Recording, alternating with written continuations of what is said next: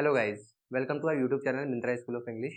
पिछली वीडियो में हमने इज एम आर के बारे में डिटेल में डिस्कस किया था। अब डिस्कस करते हैं कि वॉज वर्ब का हम कैसे यूज कर सकते हैं अलग अलग सेंटेंसेस में।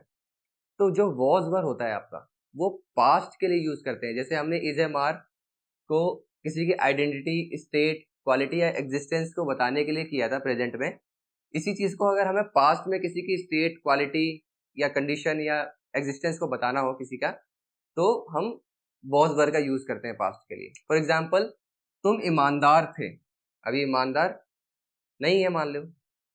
जैसे वो डॉक्टर नहीं था, अभी डॉक्टर है, तो ये नेगेटिव सेंटेंस है। वैसे क्या हम दोस्त थे, क्या ये एक लैपटॉप नहीं है। तो इसमें मैंने चारों अलग अलग एग्जांपल्स दिए हैं ताकि आप अच्छे से समझ पाए चारों स्ट्रक्चर को कि कैसे हम इसमें यूज कर सकते हैं। सबसे पहला एग्जांपल देखते हैं, तुम ईमानदार थे। ये आपका एक अफर्मेटिव सेंटेंस है या इसको असर्टिव सेंटेंस भी बोल सकते हैं। अब इसका स्ट्रक्चर देखते हैं कैसे बनेगा। सबसे पहले इसमें आप सब्जेक्ट लगाएंगे, उसके बाद आप क्या लगाएंगे, वॉज या वर अकॉर्डिंग टू सब्जेक्ट। फिर आप वही सेम रूल जैसे हमने इज एम आर में पढ़ा था, वही सेम रूल यहाँ पर भी अप्लाई करना है। ए एंड द आप तभी लगाएंगे जब ऑब्जेक्ट आपका सिंगुलर काउंटेबल नाउन होगा। और अगर ऑब्जेक्ट आपका काउंटेबल नाउन नहीं है तो आप, अगर वो प्लूरल है तो आप एस सी एस लगाएंगे, अदरवाइज आप एस सी एस भी नहीं लगाएंगे। इसलिए वो सारी चीजें आपकी ब्रैकेट में लिखी हुई हैं, ताकि अगर आपका अब वो आता है, जरूरी है तो लगाना है, नहीं जरूरी है तो नहीं लगाना है, सिंपल सी। अब देखते हैं कि वॉज और वर्क कौन कौन से सब्जेक्ट के साथ लगता है। तो वॉज आपका this, that, I, he, she, it, name and relation, इन सबके साथ आपका वॉज लगता है। नेम और रिलेशन आपका सिंगुलर होना चाहिए। पिछली वीडियो में हमने इसके बारे में डिटेल में डिस्कस कर लिया था कि सिंगुलर नेम और सिंगुलर रिलेशन क्या होता है। इसी तरह वर आपका इन सब सब्जेक्ट के साथ लगेगा, जैसे these, those, you, we, they, plural name and plural relations के साथ आपका वर लगेगा। ठीक है, अब इसको सेंटेंस की हेल्प से बना के देखते हैं कि कैसे इसको इंग्लिश में बनाना है। जैसे तुम ईमानदार थे, तुम की इंग्लिश क्या है, यू। यू के साथ क्या लगेगा, आपका वर लगेगा। तो यू, वर। अब ईमानदारी को हम गिन नहीं सकते, ये आपकी क्वालिटी होती है, क्वालिटी को हम नहीं गिन सकते, तो इसलिए हम क्या लगाएंगे यहाँ पर, ए और एन या द में से कुछ नहीं लगाएंगे, ना इसके अंदर हम एस सी एस लगाएंगे। सिंपल हम क्या लिखेंगे, ऑनेस्ट, यू वर ऑनेस्ट। अगर यही एक ईमानदार व्यक्ति थे तो व्यक्ति को हम गिन सकते हैं।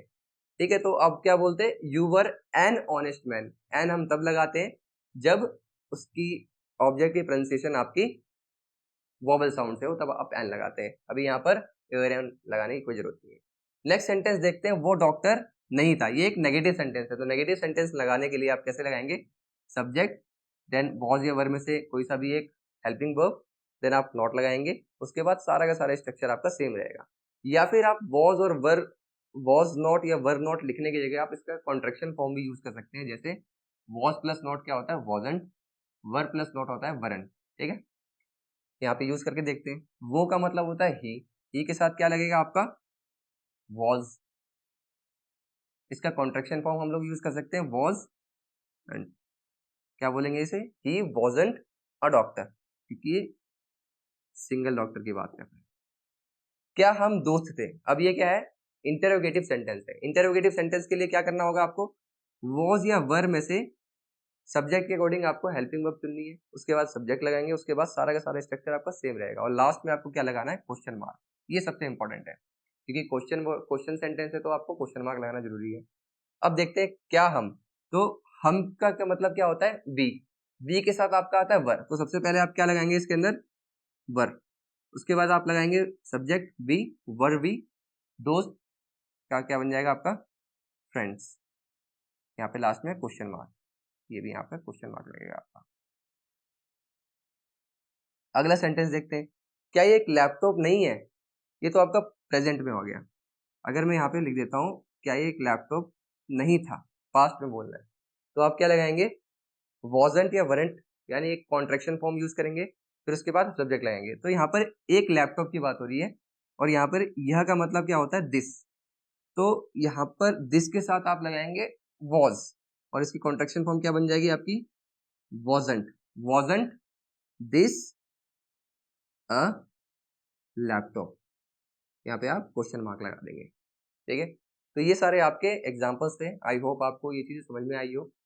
अब मिलते हैं नेक्स्ट वीडियो में, जहाँ पे हम विल बी का यूज करेंगे। इसी तरह आप बहुत सारे एग्जाम्पल्स बना सकते हैं इस स्ट्रक्चर की हेल्प से।